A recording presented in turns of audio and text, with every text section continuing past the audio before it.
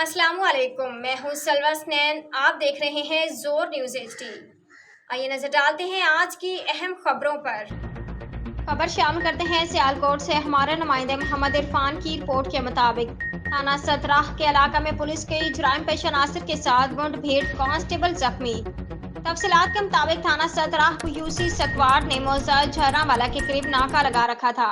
Motorcycle सवार 3 कस मशकूक अफराद को बसिलसिले चेकिंग रोकने की कोशिश की तो उन्होंने पुलिस टीम पर फायरिंग कर दी, जिसकी जद में आकर पुलिस कांस्टेबल हारून टांग पर गोली लगने से जख्मी हो गया है।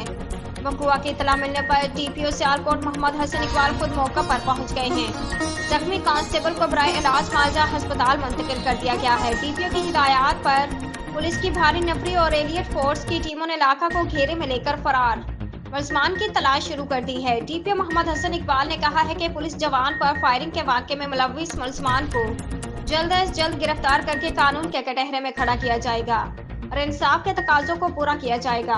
आज के लिए इतना ही। मजीद खबरों और अपडेट्स के लिए देखते रहें जोर न्यूज़ HD।